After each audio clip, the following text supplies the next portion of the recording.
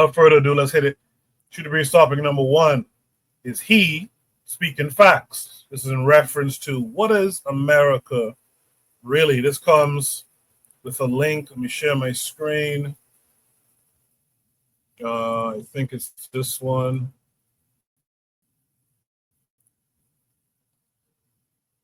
Maybe I'm wrong. Hold on. I think it's this one. Yeah. So you guys can see my screen. Let me make sure you can see it well. Okay. So this is the attachment of Shoot the Breeze topic number one. Is he speaking facts in reference to what America is really? We'll watch this video once or twice and then we'll discuss it.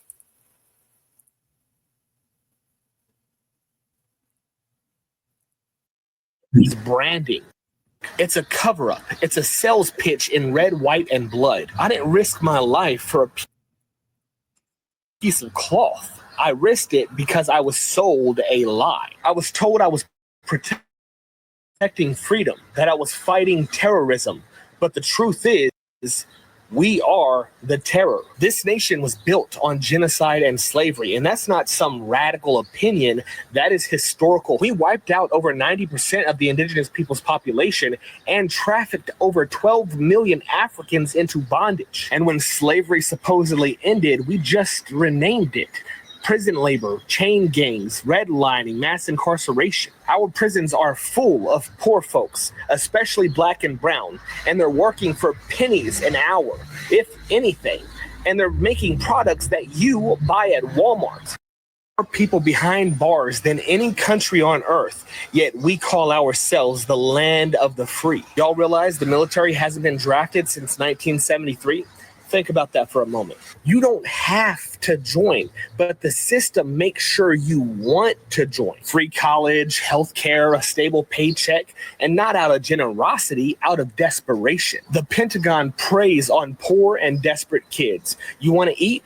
Sign here. You want to live? Sign here. We ain't defending democracy overseas. We're securing contracts. We're guarding pipelines. We're overthrowing governments that say no thanks to American capitalism. On average is 3,000 to 20,000 bombs dropped around the world in any given year. That ain't humanitarian effort. That is empire. Don't owe that flag her loyalty or her silence. She's got more guts than half the grown-ups I know sitting down while they stand up blind. Smedley Butler said he was a racketeer and a gangster for capitalism. You want real patriotism? Tell the truth. Teach the truth. Stop punishing kids for seeing what adults are too scared to say. This ain't about disrespect. This is about finally having the guts to face the truth that maybe this flag isn't what they told us it was. You know what really burns me? I spent my childhood saying those words with my hand to my heart, with liberty and justice for all, like a damn prayer every morning, like clockwork. I did it because I was told it was right. I served 10 years for this country. I bled for this country. I buried friends for this country. And now my daughter's catching heat for not pledging to that same flag. Let me tell you something. That flag ain't freedom. That flag is branding. It's a cover-up. It's a sales pitch in red, white, and blood. I didn't risk my life for a piece of cloth. I risked it because I was sold a lie. I was told I was protecting freedom, that I was fighting terrorism. But the truth is, we are the terror. This nation was built on genocide and slavery, and that's not some radical opinion. That is historical fact. We wiped out over 90% of the indigenous people's population and trafficked over 12 million Africans into bondage. And when slavery supposedly ended, we just renamed it. Prison labor, chain gangs, redlining, mass incarceration. Our prisons are full of poor folks, especially black and brown, and they're working for pennies an hour, if anything, and they're making products that you buy at Walmart. More people behind bars than any country on earth, yet we call ourselves the land of the free. Y'all realize the military hasn't been drafted since 1973? Think about that for a moment. You don't have to join, but the system makes sure you want to join. Free college, health care, a stable paycheck, and not out of generosity, out of desperation. The Pentagon preys on poor and desperate kids. You want to eat? Sign here. You want to live? Sign here. We ain't defending democracy overseas. We're securing contracts. We're guarding pipelines. We're overthrowing governments that say no thanks to American capitalism. On averages 3,000 to 20,000 bombs dropped around the world in any given year. That ain't humanitarian effort. That is empire. Don't owe that flag her loyalty or her silence. She's got more guts than half the grown-ups I know sitting down while they stand up blind. Smedley Butler said he was a racketeer and a gangster for capitalism. You want real patriotism? Tell the truth. Teach the truth. Stop punishing kids for seeing what adults are too scared to say. This ain't about disrespect. This is about finally having the guts to face the truth that maybe this flag isn't what they told us it was. You know what really burns me?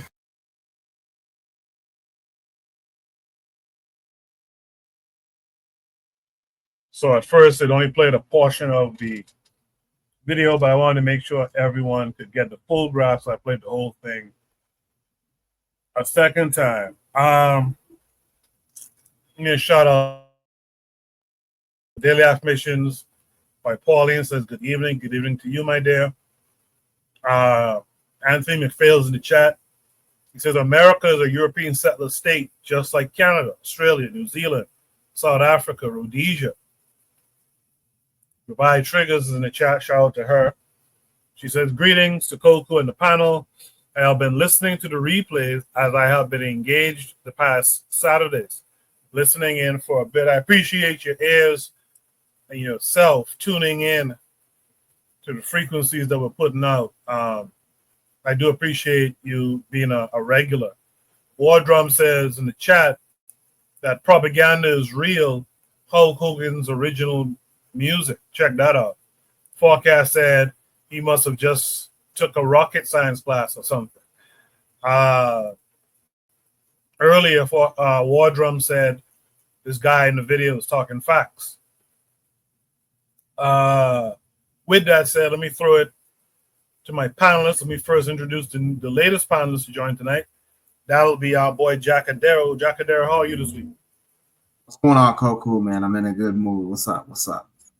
Good, good. I'm glad you're in a good mood, brother. Thanks for coming through as well. With that said, let me start with Black Steel on this one.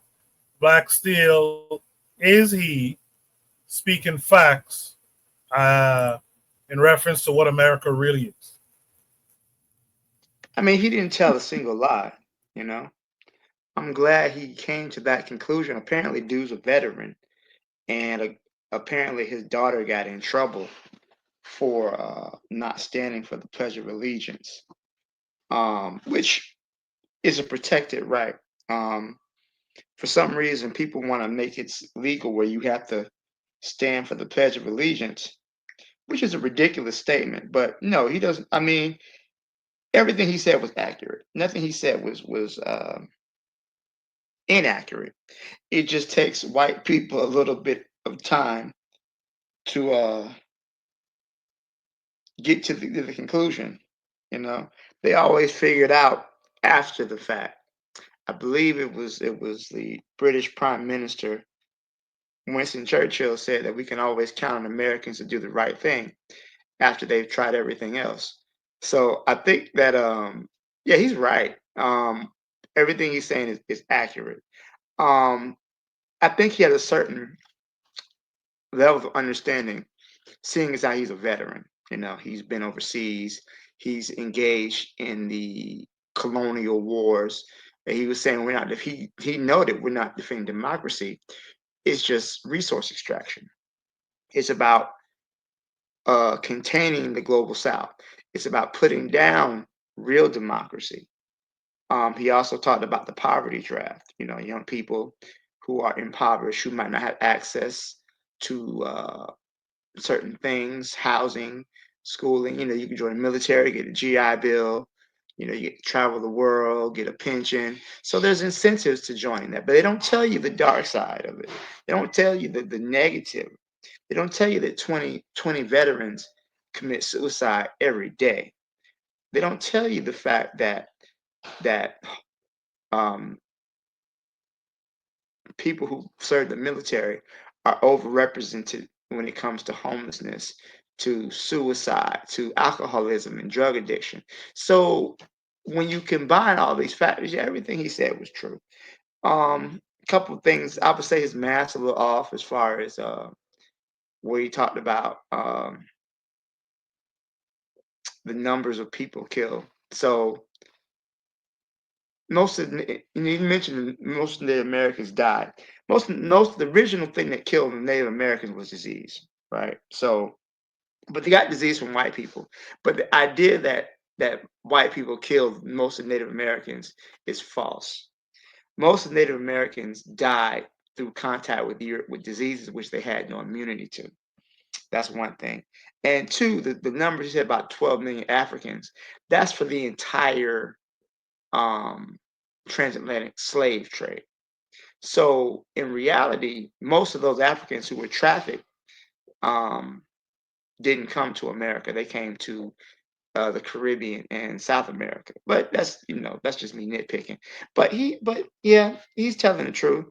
I'm glad he finally realized that what he does is information. I don't know. Um, Also, too, other thing he mentioned about joining the military. The U.S. military is a hotbed for white supremacist organizations, right? Many, many skinheads, neo-Nazis join the military with the intention of getting military training. One, to kill people who they consider to be inferior, and two, to when they get out the military, they come back and train their fellow white supremacist comrades. He left that part out too. So I'll go ahead. Thank you, Koku, for the opportunity to speak. I'll let the other panelists have it. No problem. Gabi262 Plus in the chat says some of them know but do not care when joining the military, which needs to be emphasized as well. So that's something he said when Black Steel was making his presentation. Real Black Gentleman's in the chat. Said graces to the fam. Anthony is in the chat. He says white people know exactly what America is. They didn't just figure it out. They knew from day one. Lastly, Trigger Happy 262 Plus says the Europeans have to wage war in order for Native Americans to get contact or diseases. Frontier wars upon frontier wars. So I guess he's adding a note, pinning a note to what Black Steel said about the diseases. Actually, even that to that point, the diseases would travel ahead of the Europeans. So, for example, Hernando de Soto, the Spanish explorer who landed in Tampa Bay in the 16th century, he was the first European to see the Mississippi River. So, for those who don't know, the Mississippi River, much like the Nile River, what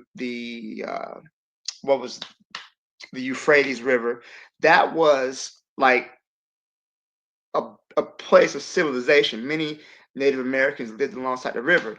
But what happened is that when De Soto came, he brought smallpox, right?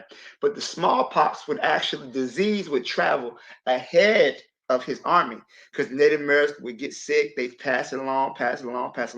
So as De Soto's exploring around the Southeast, he's finding whole villages empty, depopulated, dead and dying people. So even when they didn't fight, they would just be around, just in the vicinity, passing diseases. It actually spread ahead of their advance because they had no immunity to the disease. So by the time the Native Americans tried to put back into a resistance, their numbers were so depleted.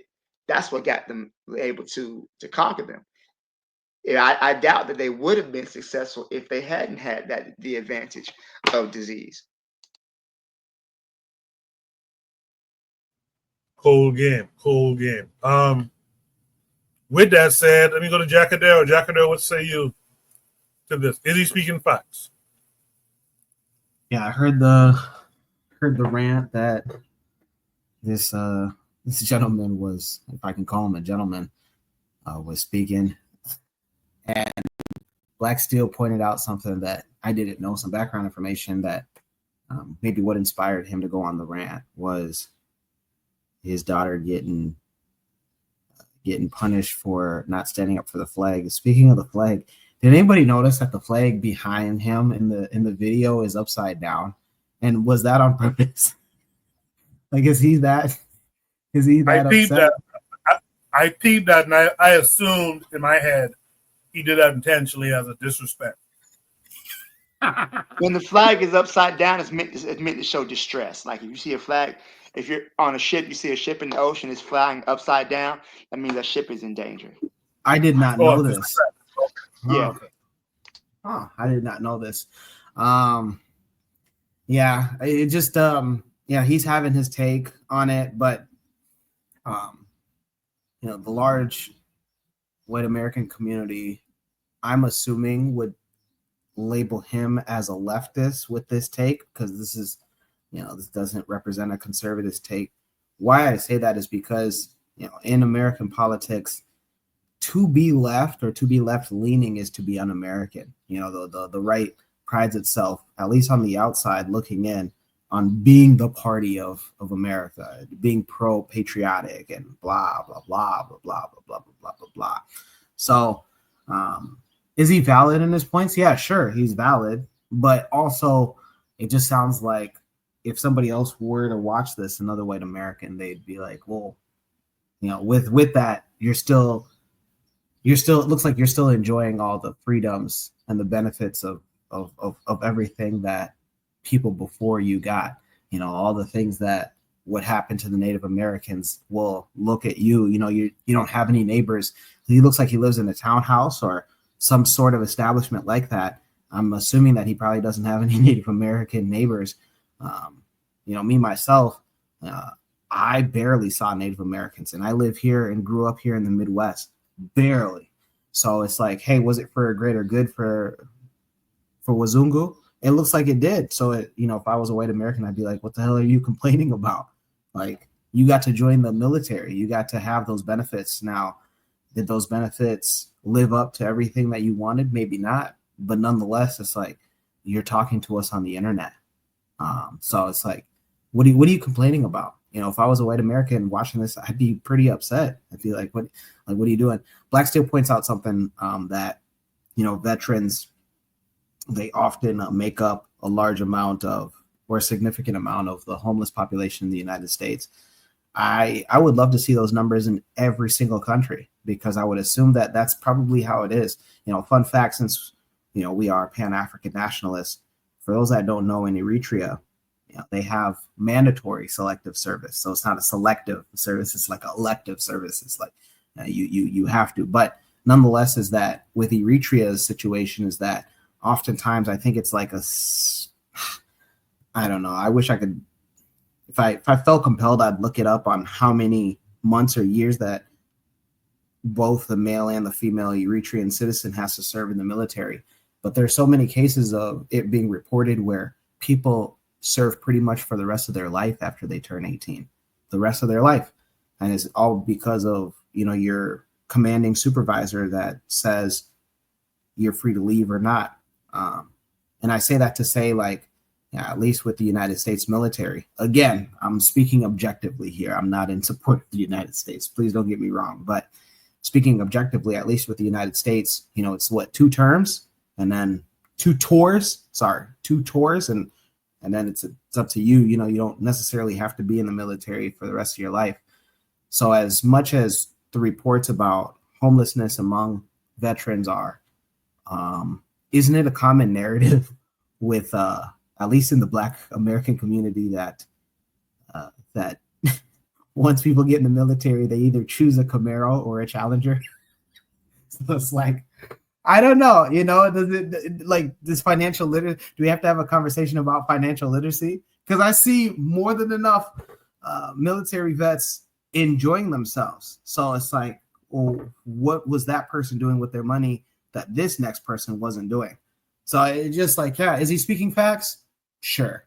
What is America really? Everybody knows what America is. But I think to like look at America, again, if you're a white American, and looking at America and saying like, oh, it's this big monster that the rest of us know. Again, everybody knows is to be to be a hard leaning leftist, but the rest of the population, again and again, I think the majority of America votes right. Majority of the right would watch this video and say, what are you complaining about? What are you complaining about? You would just be in Europe eating what is it? I think Keith Lee went to Europe and he ate beans over toast. You'd still be eating beans over toast, stuff that. Anyways, I'm just ranting here now. Is he speaking facts? Sure. What is America really? Everybody knows the answer to this. They're an imperialist nation, but it's like, what are you doing, man? And I appreciate that, Jack Adero. You gotta go a good distance and to very specific places to find a Native American, a pure-blooded, long lineage Native American. That's how defeated these folks are in their own land. You gotta go to like very specific places to find a group of them. So when I hear, just side note, I'm going to talk about them tonight too. When I hear FBAs and stuff talking about being or pretending and talking about being a Native American man, you guys are emulating some of the most destroyed people on. But I digress. War Drummond, actually, Trigger Happy in the chat say yes, Europeans genocided natives. It wasn't a mistake. There's like a narrative they would love too. I can't get mad at that, Trigger Happy. War Drum says to trigger the natives had no immunity and they knew it. We're 300,000 years old and it wouldn't work on us. This is also why we were chosen to make the journey across the Atlantic. War Drum finishes off by saying, we're battle tested and proven. RFK said it out loud that our immune system is different. Yeah, I did hear RFK allude to that in a talk he was having. With that said, Buana, you've heard everything everyone else had to say. What say you, Dollar? That is historical. Yeah, for me, Koku, I don't particularly think in some of the things he expressed. I don't think that America is an empire, not in the formal sense. No, coming from a place which was actually a part of an empire. I wouldn't call America, well, if it is an empire, it's an empire informally. But if it is an empire, it's the shortest empire that's lasted because America really only gained its strength after the Second World War, and many people, I guess, started using the American dollar, which really gives America global importance, That's a recent kind of thing because many people wasn't trading off of the US dollar. So if I was to say that they had an empire, like Rome had a 2,000-year empire. That's a real empire. The British had a 400-year empire. The Mongolians had an empire that lasted 150 years. And then you have Egypt would have empires that lasted thousands of years and things of that nature in the formal sense. So I wouldn't necessarily consider America an empire. I would consider them to be an absolute superpower with absolute influence in the world. But in the formal sense, call them an empire, I wouldn't consider that to be that. But he have his opinions. For me personally, America, as an immigrant person, I look at America as the ATM machine. America is different things to different kinds of people. You know what I mean? So I think that for the people who, if you want to look at America on a historic basis, that claim could be made for many other empires that existed in the world, where they pillage, murder, maim, and enslave. That's how so-called empires or informal empires are created. So I don't expect that to be nothing different from what other empires used to be. But America has not necessarily declared themselves like a Britain, or like all these other so-called empires. Unfortunately, these things happen. People, get mistreated when you have so-called empires that exist. But for me, which is different from this particular gentleman, America as a business, and to be treated as a, that's all. Nothing more, nothing less. All right. So Buana, Interesting. I would say though, Buana. Sorry to I'm gonna cut you out, Koku. No, go ahead. Go ahead. America has many overseas territories, Puerto Rico being the most populous, but you also have the U.S. Virgin Islands, you have American Samoa, you have Guam, you have many United States has many overseas territories, right? Many of these territories were obtained from Spain at the end of the Spanish American War, but also too, they've governed these territories as an imperial nation. The Philippines used to belong to the United States. Hawaii was an independent nation until the Americans deposed their queen and took it over. So, beyond just going in and taking somebody else's land, which is just straight up imperial, right?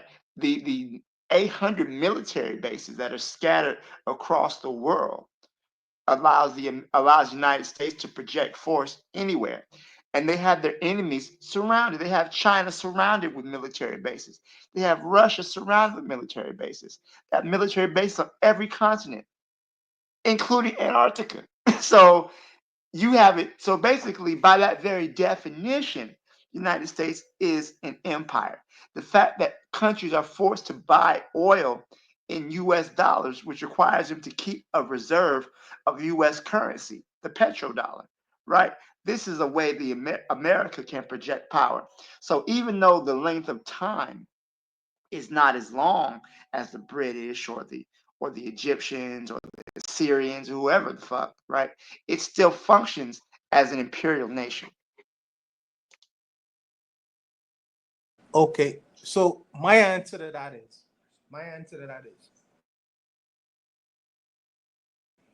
the head of state for Samoa is, I don't know who the head of state is.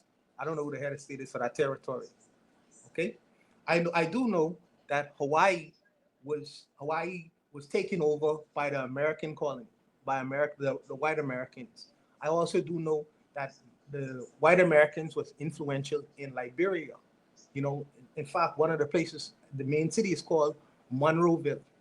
So they don't pledge allegiance. I don't know if they even have a president. And if they have a president within that territory, I don't know if they pledge allegiance to an American president as opposed to a president that exists within that country. Hawaii does.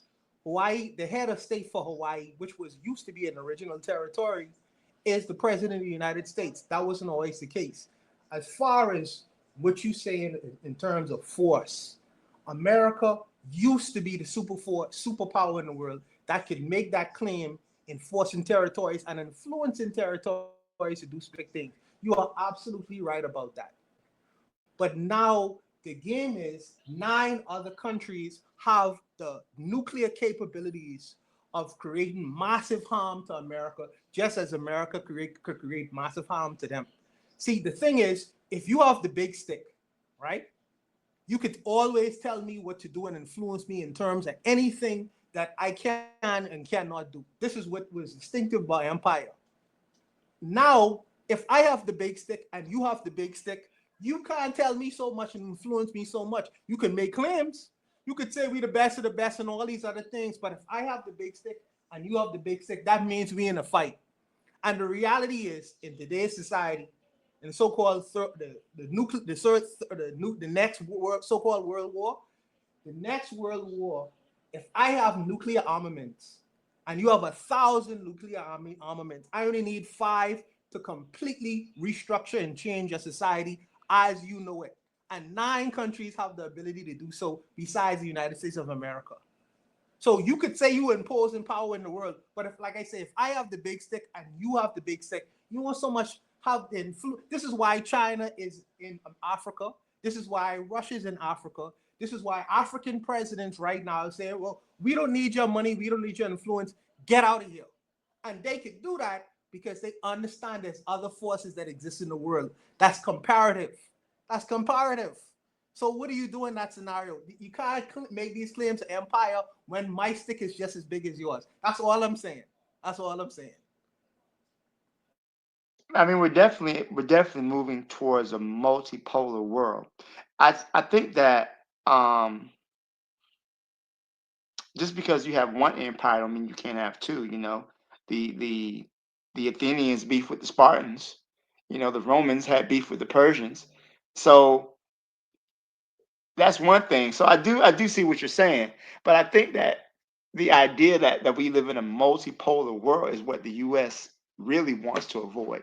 They want the United States to be the world's only global superpower, which is why you're going to see they're getting ready to pivot to China now. I believe the Pentagon, or they did announce they want to be at war with China by the year 2030. They're already doing a series of war games near Australia right now. They're getting ready to begin to, create consent.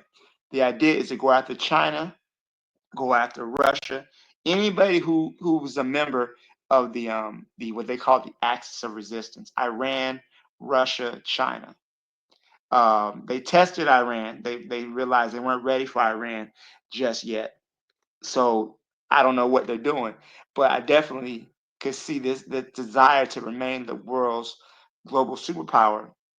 And then I hear what you're saying, having the big stick, but the problem is that you're speaking as a reasonable individual, Juana, which I think you're a reasonable person.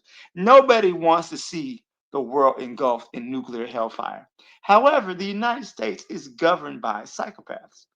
So this is why I'm always really concerned, because a reasonable person wouldn't want to live in a nuclear hellscape. But the United States wouldn't mind obliterating most of the world if they think they could survive unscathed. Well, we'll just build our fortress on some mountain in Montana and we'll be okay. It's a scary thing to think about it. This is an empire that's governed by probably the most psychopathic group of individuals ever to exist on this planet. So that's just something that keeps me awake at night. Black Steel. You are right in what you're saying, right? But there's a reason why this president, as crazy and psychopathic as he is, has not decided to invade North Korea. You know why? Because the North Korean prime minister, president, or whatever you want to call him, he doesn't think he's a human being. He literally thinks he is God on earth.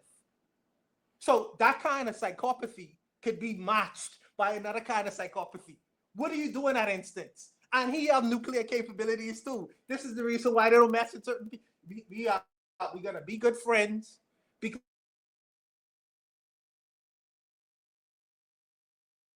North Korea is not a threat to the United States, though. Let's all live in it. North Korea doesn't have the capability to hit the United States, but they do have the capability to fuck up Japan. Japan is really in the crosshairs. North Korea, people don't realize that during the Korean War, almost 20% of the population was killed in the U.S. bombing raid. So I think it's understandable that, they don't want to invade North Korea, but North Korea is not really a threat to us. It's mostly Japan they got to worry about. But yeah, I hear what you're saying, Buana. No, because America is there's more than one crazy person with their finger on the button in the world. Absolutely. To Buana, like, why doesn't the U.S. want to militarily go at it with North Korea? I am not a political genius at all, but one thing I do know is that war is costly. Even just land war, because atomic or nukes, right, is an aviation war, aerial war, but just even on the ground, just having, like, for instance, this war of Israel and Hamas, it's going to cost them something. I don't know if it's going to put a dent in their budget, but it is going to cost them something, because they've been fighting for this long, and they still, like Netanyahu wants, they still haven't, what did he say? He wants to destroy all of Hamas. It's going to take some time if it does in fact happen. But and then you talk about an atomic war, atomic bombs. I'm assuming that they're not cheap. That's one, and then two. I believe that before the U.S. dropped bombs on Hiroshima and Nagasaki, like there's almost a message that is sent out to communicate to people to say, hey, you have this many days and or hours to vacate, because we're only trying to, again, this is not to try to paint the U.S. as some, like we're like the U.S. is angels. No. I'm just saying that in the rules of war, according to the Geneva Convention, you gotta only target the people that are for game, and that's usually just soldiers. So you got to send out a message before weapons of that caliber are dropped. So it's costly. It's costly in the financial sense, and then it's costly just because North Korea, I believe, is on the Korean peninsula. So it's like, where do they go? Do they go to Russia? Do they go to South Korea? But yeah, just to add what you're saying, Buana, it's like war is just costly. Most people are trying to do their best as leaders of a nation to try to save money instead of recklessly spending it with a war. That's particularly why Trump did his best to save the Iran, please forgive me if I'm pronouncing the name wrong, and Israel situation, is because the U.S. would have been dragged into it, and thus another costly conflict that most Americans were opposed of in the first place. But I might be wrong. I welcome you to join in, Buana.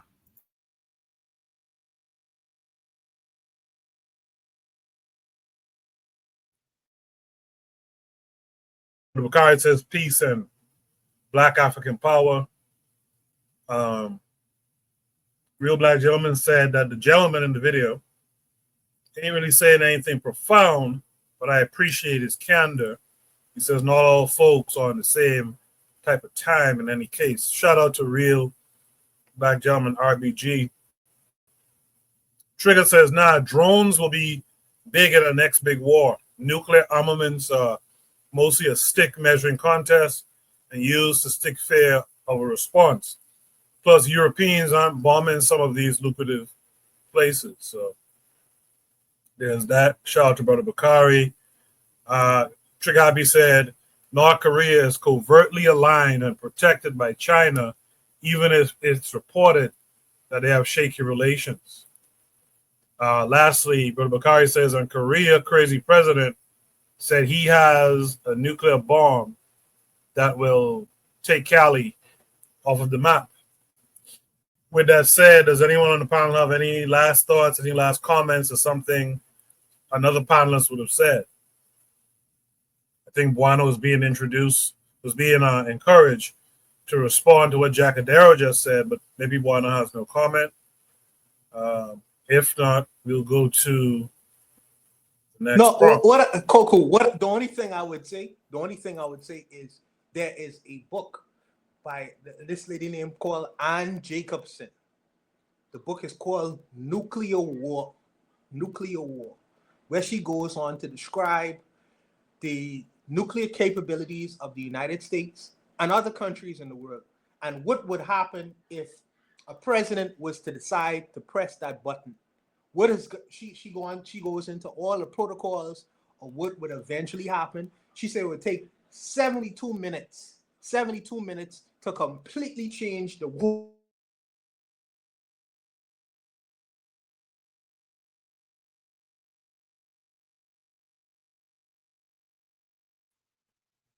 Buana, I think you cut out.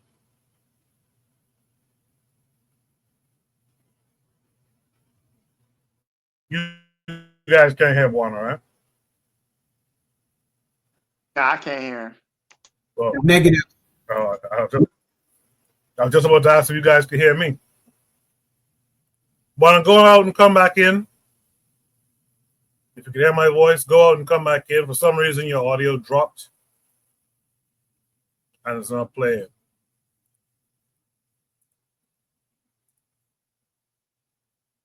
Let's give Buana time to get the help he needs. He says to go ahead. Okay, so I guess his sound is giving him some problems. So we'll just go ahead if there's no last thoughts on that last prompt.